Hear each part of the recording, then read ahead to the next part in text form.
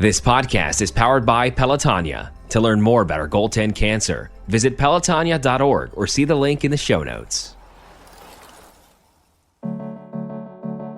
My mantra of say yes, I try to live it every single day. I think you have no idea what the experiences and the opportunities and the people you might meet are unless you put yourself into that situation. I think that a lot of people won't say yes because they start thinking about all the negative things that would happen. I might be late. It's going to cost a lot of money. So they don't take that opportunity. But I think that you miss so much. Welcome to One Goal, a storytelling podcast from Pelotonia. We're a passionate community dedicated to funding innovative cancer research. I'm your host and Chief Operating Officer of Pelotonia, Joe Apgar. Your journey with us to the finish line begins now. Pelotonia is powered by an unstoppable community, and it's through research we will see an end to cancer. We want to thank our major funding partners for making all of this possible: the American Electric Power Foundation, Huntington, the L Brands Foundation, and Peggy and Richard Santulli. Wendy Chioji was an amazing human being. It's truly hard to describe someone who, in many aspects, was indescribable. But the closest we can get to explaining her character is fearless. There's not much Wendy didn't say yes to. She fought cancer 3 times. She was a TV news anchor in Orlando, Florida at WESH. When her cancer returned a 3rd time, she left that successful job to pursue other adventures like hiking, running, and even multiple long-distance triathlons. Wendy also kept a blog on growingbolder.com where she wrote, "Crossing a finish line for any race is extra special for me as a cancer survivor. It's one finish line, one more victory after cancer tried to kill me the first time." Ultimately, Wendy's finish line came far too soon, but we take comfort in the fact that her magnetic spirit, much like her personality, is and will forever be a force to be reckoned with. This episode has been titled Say Yes. But before we get to the inspiring stories, we have Pelotonia's CEO, Doug Ullman, who will be guiding us through this storytelling experience. Doug, welcome. Thanks, Joe. I want to start with, really, how did you get to know Wendy? I met Wendy more than 20 years ago, and it was during a partnership called the Tour of Hope, where they were putting together a team of inspiring individuals to ride their bikes across the country and raise awareness for clinical trials. And Wendy was selected based on her personal cancer diagnosis to be a part of that team. And that's how I met her. And our friendship developed over the last 2 decades. I mean, that's so interesting that, 20 years ago it started with cycling, but how did she get into the Pelotonia community over time? Wendy was one of these individuals who showed up for everything. She would never miss an opportunity to participate. And whether that was initially in that Tour of Hope cross-country ride, or whether that was in an Ironman in Kona, or whether that was in one of the Livestrong rides in Austin, she was always there and always present. And so when I had the privilege of coming to join the Pelotonia team, she was one of the first people who reached out and said, "I'll be there. I'll come ride." And she was here every year. What is the history and the story behind Team Wendy that has started? Wendy had all sorts of relationships and friendships. She had an entire community in Orlando that followed her from her days on TV there. She had the cancer survivorship sort of advocacy community that she had developed relationships with. She had friends everywhere. I mean, all around the world. And then obviously her family. And so Team Wendy was created to honor her legacy and to help inspire others and to share what so many of us learned from our friendship with Wendy over the years. And it's amazing to see the diversity of people who have committed to participate as a part of the team because they loved Wendy. And so some of these people on Team Wendy, you had the privilege and honor of talking to for this episode. And so who did you talk to and who are we going to hear from today? I had the privilege of talking to three remarkable individuals, Alex Arado, Mark Middleton, and Jen Chioji, and they all bring unique perspectives. Alex and Wendy met through the cancer survivorship advocacy community as fundraisers and active participants. Mark was a dear friend of Wendy's, initially Wendy's boss and mentor and collaborator over many, many years. Jen is Wendy's niece, but more than that, she's her best friend. And so each of them brings a unique perspective on the impact and legacy of Wendy Chioji. So to kick off this episode, we're going to hear from Alex Arado. How would you describe Wendy to someone who never had the chance to meet her? Relentlessly positive in the face of constant and recurring and worsening circumstances. She was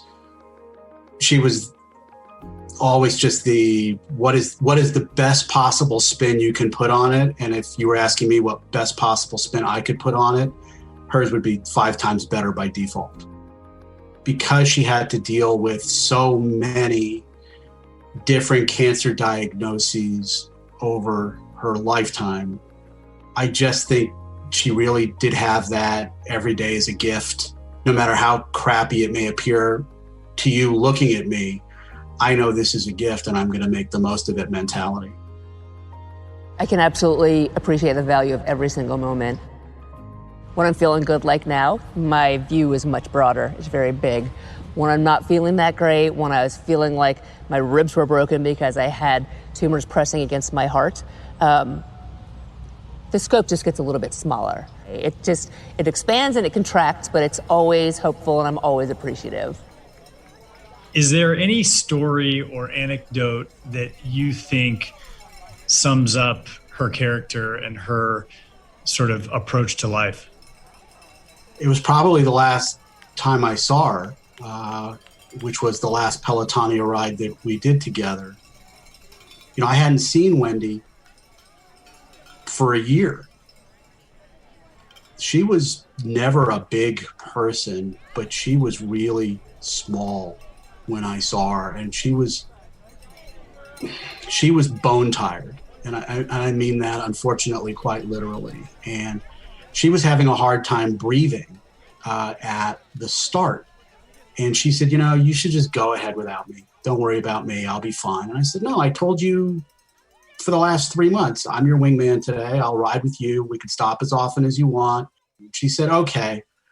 And we got started. And, you know, I am not a strong rider. You know, Wendy at her best was a very strong rider. We barely made it out of the start. I don't think we made it more than about 2 miles when she stopped and she just said, look, I can't breathe. And now she couldn't breathe because, you know, the tumors in her chest were preventing one of her 2 lungs from inflating at all. And the second lung was also impacted. So of course she couldn't breathe. So we wait for the SAG person and she puts her bike in and she gets in the truck. And I said, okay, you know, I'll hop in now too. And she said, you know, no, you go enjoy your ride. I'll see you at the finish.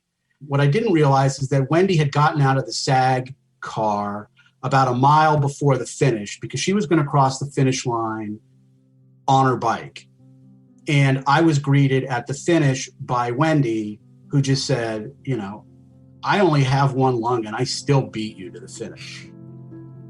Pelotonia shows me that there's strength in numbers, that there is this huge army of people that, I mean, they're not all cancer survivors, and it's a fraction of people who are cancer survivors on the road, but they're all working together towards this one goal.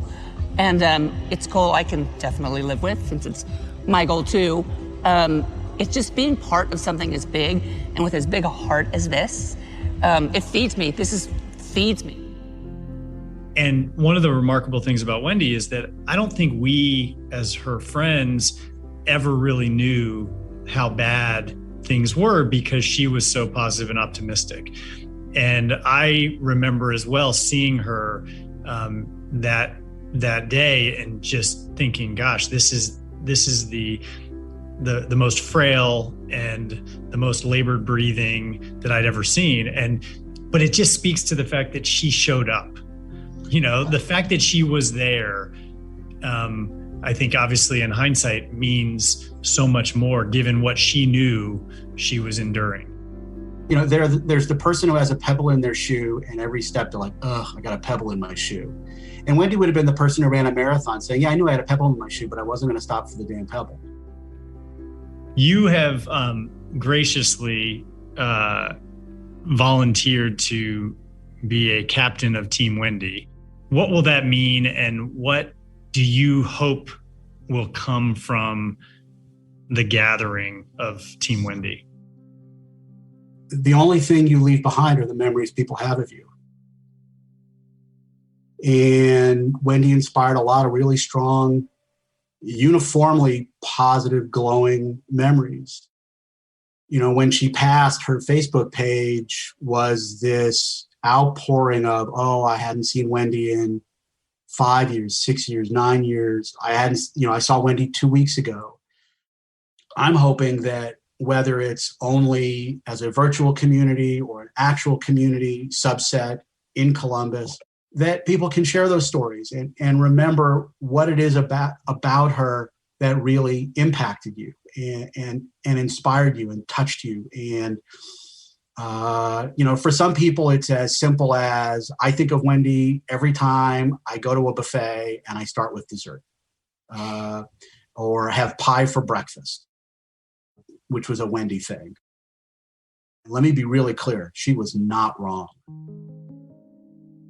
Last year was the first year that I ever wrote a note that had nothing to do with my own family, whether it was my father and his story or the story of my mother and what she had to go through as an even younger widow, or how it impacted me, or then later stories about my kids. Last year was the first time I ever wrote anything about anybody else. It was about Wendy and that last ride and how it impacted me. And that note resonated with a lot of people, that another story of, oh, great, Alex, tell me a little bit more about you. And the same story you've told a version of one way or another for 20 years now.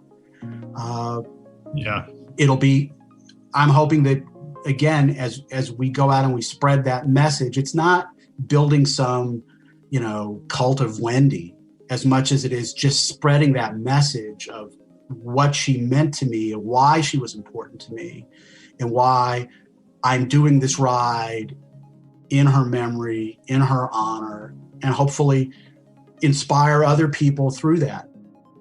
I will tell you that Wendy was one of the first people, if not the first person close to our family who our kids saw pass away. And I get the pleasure of telling my kids about her almost on a daily basis. She would bring our kids little things. One of the things that she brought was a little stuffed animal of a moose. And it's from Park City. And my daughter sleeps with that moose every night. And almost every night when we tuck my daughter in, she says, "Good night, Moosey." And she asks me about Wendy. And I hadn't thought about it in this way, but for someone who was 8 at the time, to see somebody pass away that's been in their home, friends with their parents, even though she didn't know our kids that well, our kids knew her. And sharing her story into the future will be important, because the lessons of whether it's eating pie for breakfast or saying yes or things that she just lived by, those are lessons that we can all sort of take for the future. So is there anything else you want to share that you've learned from Wendy or that you take from your friendship with her? You said that one of her things was say yes. And that really, it was who she was. Like, well, why are you climbing Mount Kilimanjaro? Well, they asked me if I wanted to. And what'd you say? Well, I said yes. My mantra of say yes, I try to live it every single day. I think that you have no idea what the experiences and the opportunities and the people you might meet are unless you put yourself into that situation. I think that a lot of people won't say yes because they start thinking about all the negative things that would happen. I might be late. It's going to cost a lot of money. So they don't take that opportunity. But I think that you miss so much. I have zero regrets about the way that I've lived my life, particularly the last 5 years, because it's very, very rare, maybe it never happens, that I don't say yes. I think that you never know what's out there and you can't experience it unless you put yourself in it. So I say, take the opportunity and say yes. Next up, we're going to talk to Mark Middleton, friend, mentor, collaborator, and former colleague many, many years ago of Wendy Chioji. I met Wendy in 1985, Doug. I got a job at a station in Savannah, Georgia, and Wendy was there when I arrived.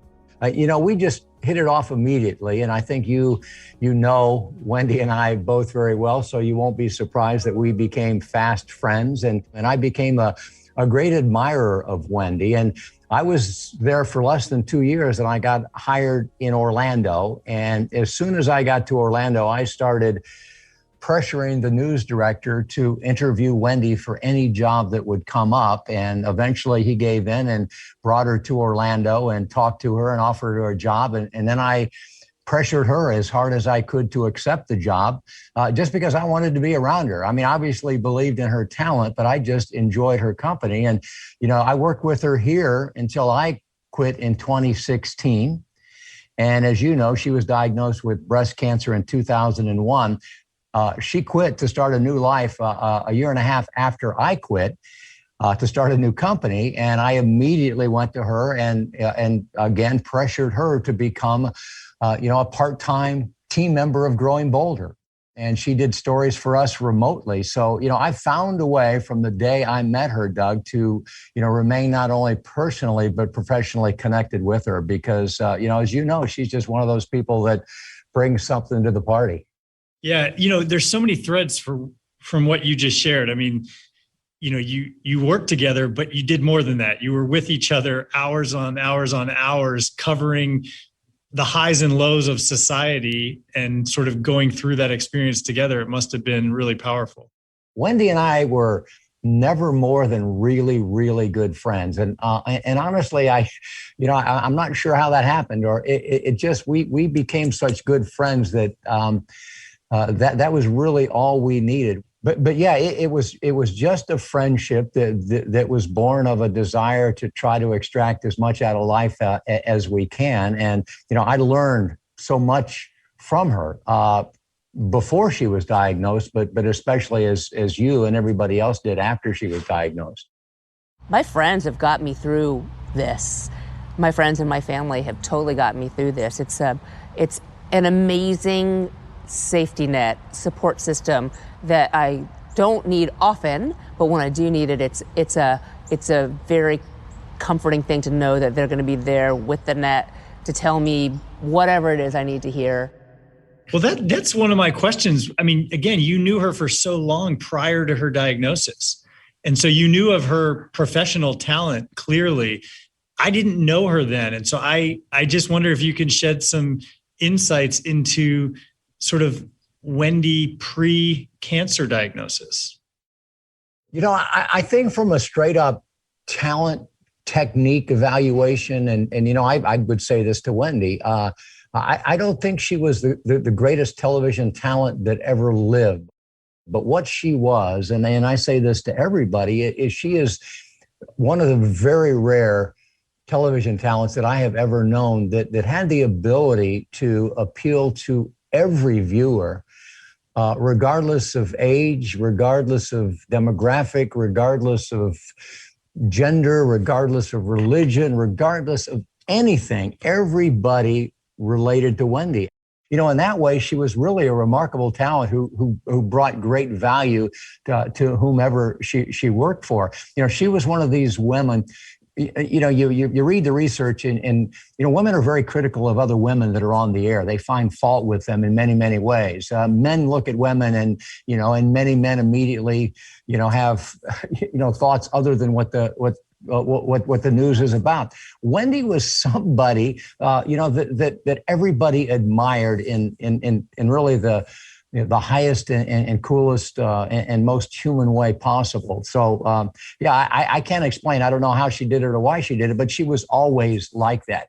Wendy always had a spark in her eye. She was always quick to smile. She was always seemed to be a little devious. She was always, thinking beyond what exactly the conversation was. And that made everybody love her. Friendship is a fragile thing, can be a fragile thing that you actually have to invest yourself in and invest time in and emotion and spirituality and listening and sharing.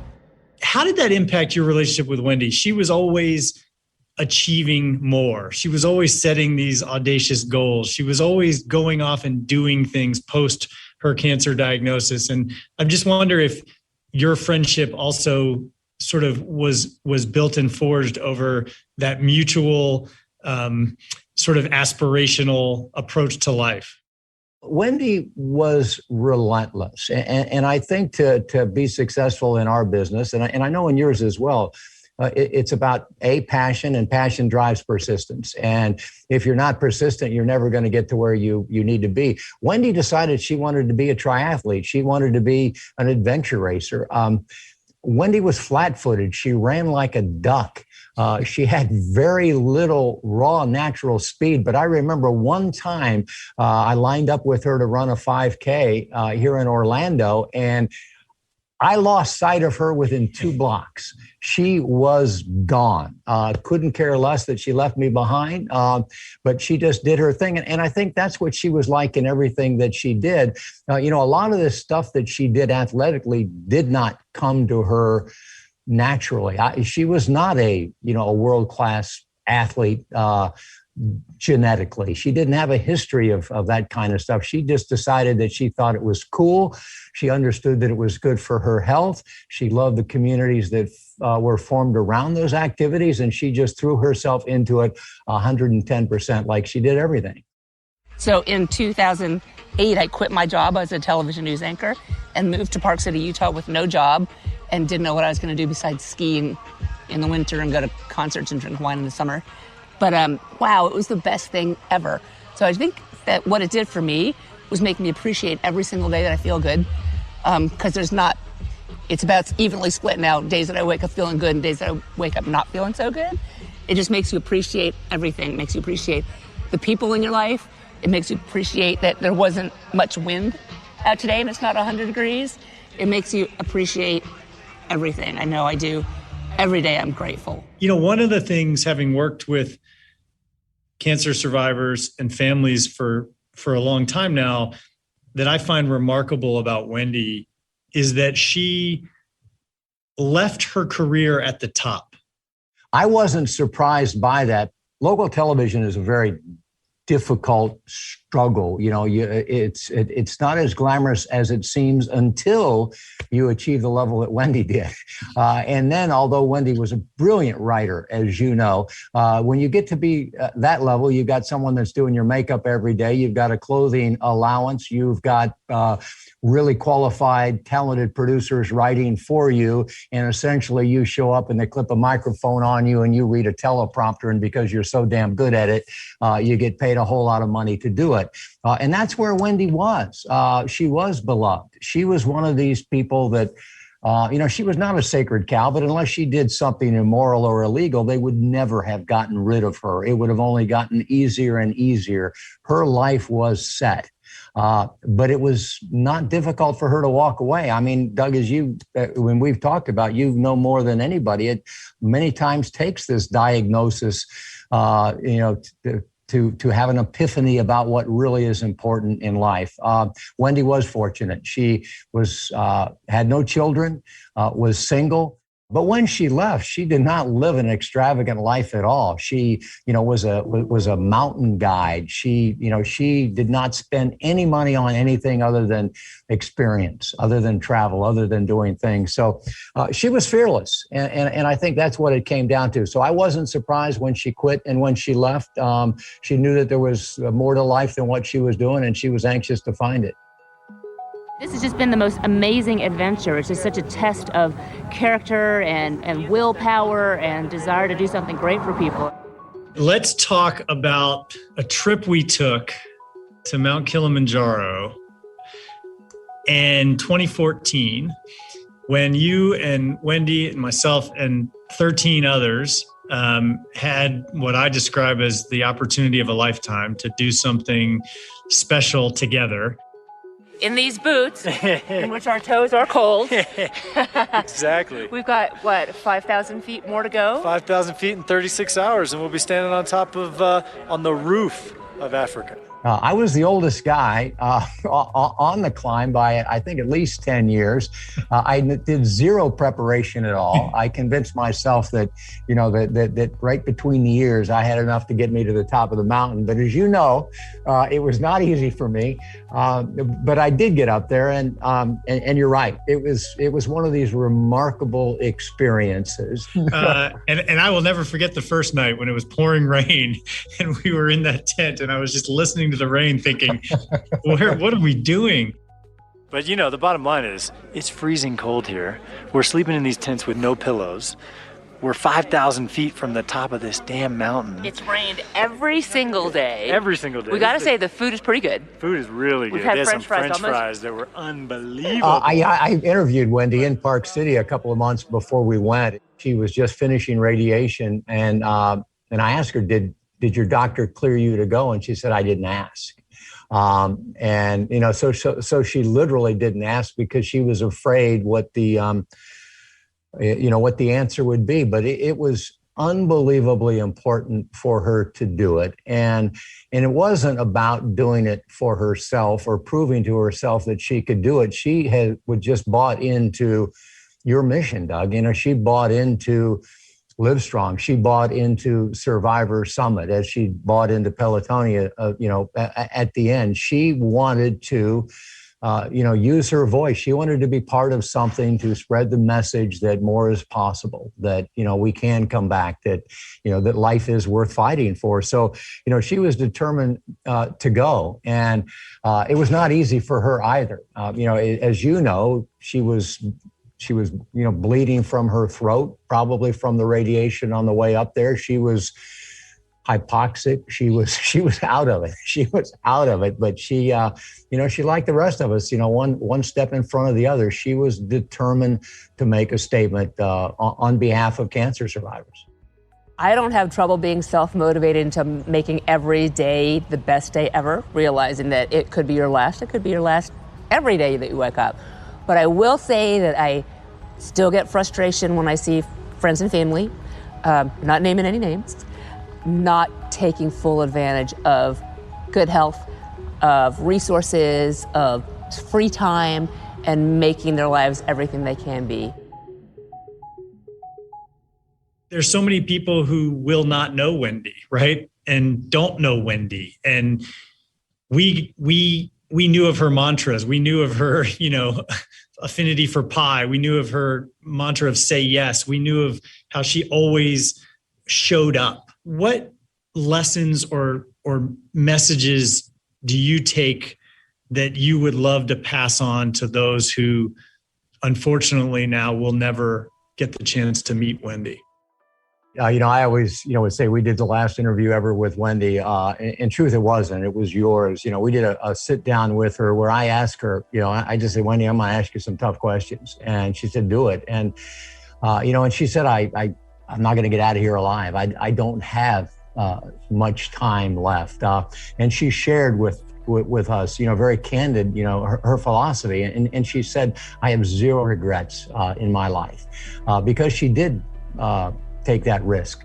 She did learn to understand the value of every breath and every moment. I live for today and tomorrow. I always have an adventure on the front burner. I have an adventure on every single burner. And what you said earlier about people not realizing how precious time is until they have some kind of life crisis is absolutely true. So I've had the crisis, and I'm listening, I'm paying attention, and I'm gonna take every advantage and every opportunity that I possibly can for however many days that I have left. She's always been more of a best friend to me than an aunt, which I thought that's just how every aunt was with, I thought that's how every relationship was. And I kind of realized how unique and special that was. Jen Chioji, Wendy's niece, her best friend, her traveling companion, and someone whose career choices were inspired by Wendy. My favorite memory that I don't remember, but I've been told, is when I was really, really young, I think like just a couple years old, we came down to see her on set at WESH, and I tried to run towards her while she was on air, and my grandpa like scoop me up right before. I just always wanted to be around her. I'm curious, like, as her niece, but also close friend, what was her life like for you prior to her diagnosis?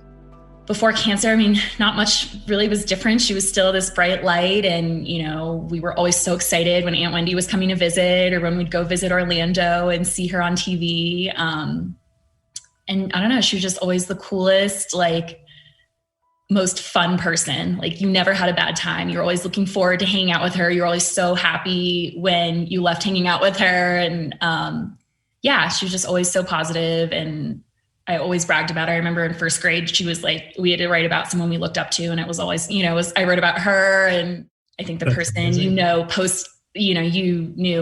not much was different before. She was always that positive light. Interesting connection, obviously, from a career standpoint, right? So you have this best friend, you have this aunt who's more of a best friend / sister, and you're pursuing journalism.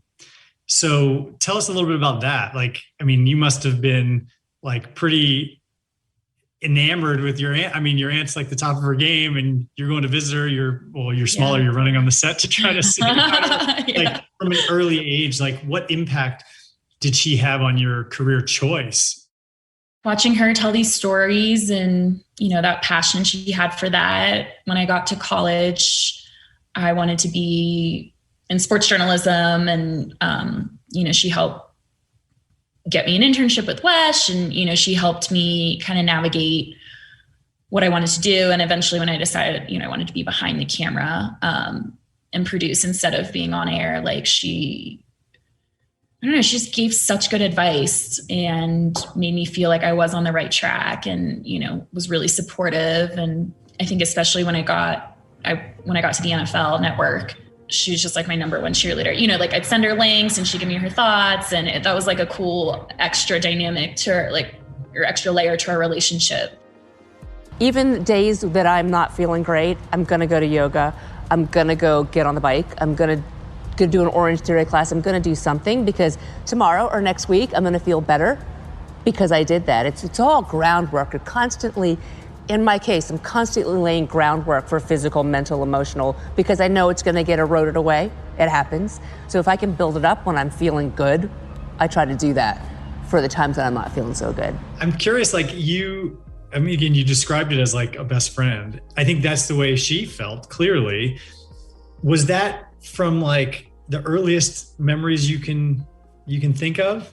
Yeah, I'm the oldest of 5, so 4 siblings, but her and I, we were always just so close. I called her for advice. I called her to vent or whatever.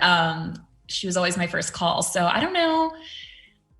I've known her my whole life, but I don't know how it started. It just kind of organically became, let's become travel buddies. And so we went to Belize together, and, we just she was always down for whatever. My favorite memory is every time I would see her, she was like, okay, so we're going to get up at 5 a.m. and do an Orange Theory class, right? And I was like, what? She's like, okay, we're going to get up at 6 a.m. and we're going to run 10 miles. I'm like, what? I'm not that fit. But I'm if she can do it, she's battling cancer, I can get up and certainly go to a class with her. So she was, she never quit. She always was like, let's be active. Let's go outside. Let's go explore. Let's go see the sunrise somewhere. You know, it was always that, which at the time I was like, oh my God, I can't believe I'm getting up at 4:30. But now I can laugh and be like, yeah, that was fun. That adventurous spirit that I think you guys shared, and, you know, she just raved about the times that you guys got to travel together. Yeah. You know, how did that start? Was that really her instigation, or was that sort of a joint, hey, let's do these things together? Yeah. Well, you know, my grandpa, really loves to travel, and he kind of, I think, probably started it all. We used to go on these family trips around Europe, and yeah, we loved them. And when Wendy moved here and she wasn't, you know, working full time, like she had a lot more time, and I was also freelancing in television, so we just made it work. And her say yes, you know, mentality, I'd be like, hey, I'm interested in this. Do you want to come? She's like, yeah, let's do it. And, you know, she was always a doer, never a talker. So it was, you know, it was fun. We always were both kind of just down to explore and travel and try new things. Oh my gosh, I have the best life. I'm so blessed. I'm so lucky. No matter what happens, I have the greatest life. Sometimes it's just to make sure that you appreciate the good stuff, that the bad stuff comes. Where do you think she got her like magnetism and her energy from? Like, did that come from a young age? Did that come from her television career? Was it just who she was? I think it was just who she was. She knew from a young age she wanted to write stories and be a storyteller, and, you know, same with me. Yeah, as long as I can remember, she, you know, we would be out to dinner in Orlando and people would come up to her and be like, are you Wendy Chioji? And like, she would have a conversation, you know, she made time for everyone. And I didn't realize how rare and special that was until, you know, later on. But I think she's just always been that way. She always set whatever she set her mind to, she was going to do. And no one was going to stop her. And, she was always a go-getter and always just whatever she set her mind to, she was going to do. On days that are great, beautiful, and I have things happening and I'm not feeling well enough to participate, my regret would be not having more days like that. But I don't really think about that. I can't think about that. It's a big downer. One of the things that I remember so vividly is the fact that she always showed up. Mm-hmm. Like, she didn't miss anything. You know, she would never miss an event. She would never, you know, and even in 2019 in August, when she came to Pelotonia, I mean, she flew in late on Saturday night just to try to ride a few miles on Sunday. And, you know, even though I had talked to her those weeks leading up, I didn't really have a full appreciation of what was going on until I saw her and until I heard her breathing. And I thought to myself, what an amazing characteristic and quality, like to not miss anything, to always show up. Yeah, absolutely. I saw her. So I had quit my job in 2019 in like September, and I was going to go take this big year abroad. And so I went home to Maryland, where she was getting her treatment, and she was staying with my parents right before I left. So that was the last time I saw her, and it was really special. But she had flown to go, I think, to her high school reunion, and just seeing the condition she was in towards the end, like for her to push through and still even want to talk to anyone, I mean, it was hard at the end. But yeah, I think that's a really good point. She showed up for everything. She wouldn't miss it. Pelotonia was so special to her. We talked about it all the time. My 3 diagnoses have made me appreciate life. I appreciate being able to get up in the morning. I appreciate all the days that I feel good. I try not to take anything for granted. I tell people I love them all the time. I go places and I do things because we're none of us guaranteed tomorrow, which is a cliche, but pretty true if you think about it. I appreciate that it's a beautiful day for Pelotonia and not too windy. I am grateful for every day. One of the things about Pelotonia that's so special is really it's just a community of people. Mm-hmm. And I think, again, she just thrived on being around other people who both gave her energy but also got energy from her. Mm-hmm. And, that's a great characteristic to have because she was so resilient And because she was so strong, both physically and sort of psychologically, you never really could tell what was going on. And even when she was in tremendous, pain or dealing with major challenges, she always had a smile. I think it's harder sometimes because of her positive attitude, because you just know it's going to work out. You just think, well, how could it not work out? I mean, she's smiling, she's happy, she's on her bike, she's climbing mountains, whatever she's doing is energizing. And so yeah, it's a wonderful characteristic. And also I think it just made it harder to process. Yeah, absolutely. I think for my family as well, like we knew she was struggling, but I was like, she'll figure it out. Like she's always looking for the next trial. She's such an advocate for herself. Like she'll find something that'll help. And she always thought that as well. I remember one time I forget what it was. She told me, and I started crying, and she was like, do not cry. She was like, I will be fine. Like no tears. And I was like, oh, okay. Like I gotta get it together.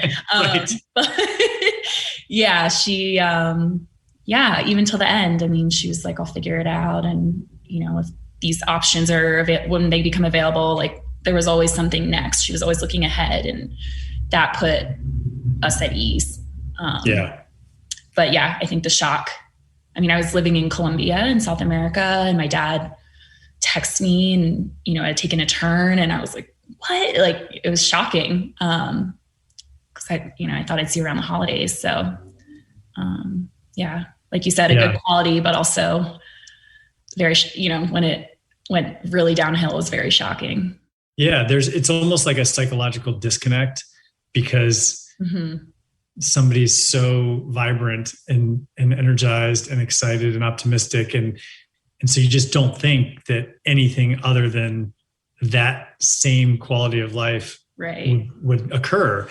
And I was the same way. It was like, nothing's going to happen to Wendy. How could this happen to Wendy? Wendy's living her best life, even in the face of great adversity. So much to do and see. Right. Yeah. Right. But even when she and I were climbing Kilimanjaro, I mean, she had just done treatment a few months before.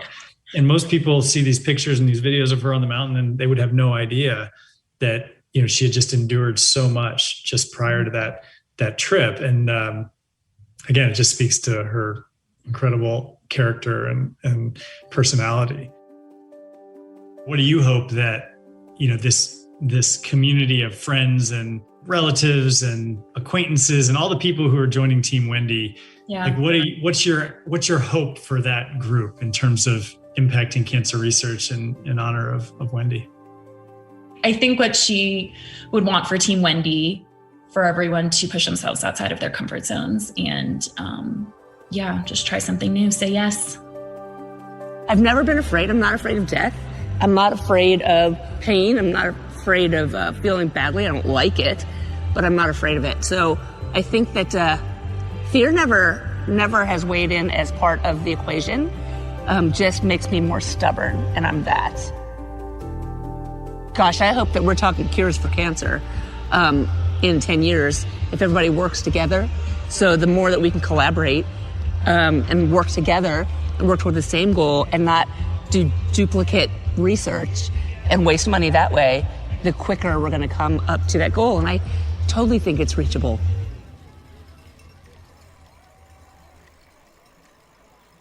We want to thank Alex, Mark, and Jen for their time to tell these wonderful memories of Wendy, and to Doug for hosting the conversations as well. Special thanks to Mark and his team at Growing Boulder, who gave us additional audio to use in this episode. Finally, I want to highlight something really special that happened after Wendy's passing. Our team at Pelotonia was humbled to learn that she had left the organization a gift from her estate. We are grateful beyond belief that Wendy would choose Pelotonia for this incredibly selfless gift, creating a legacy to continue funding immunotherapy and honoring survivors for many, many years to come. We want to acknowledge our major funding partners who make all of this possible: the American Electric Power Foundation, Huntington, the L. Brands Foundation, and Peggy and Richard Santulli. On the next episode of One Goal, you'll get to know a father-daughter duo whose experience with cancer has only drawn them closer. This has been One Goal, a storytelling podcast from Pelotonia. I'm your host, cancer survivor and COO of Pelotonia, Joe Apgar. Interview and production scheduling by our marketing and communications duo, Emily Smith and Gabby Blauer. One Goal is carefully crafted and produced at the studios of Wessler Media by Vince Tornero. Mastering by Joey Gerwin at Orange Judio. Special thank you to all of our guests for being willing to share their inspiring journeys for this podcast. Also, please rate, review, and subscribe so you can get seasons 1 and 2, as well as future episodes. If you want to learn more about the Pelotonia community and how you can make an impact on cancer research, see the link in the show notes or visit pelotonia.org. That's pelotonia.org.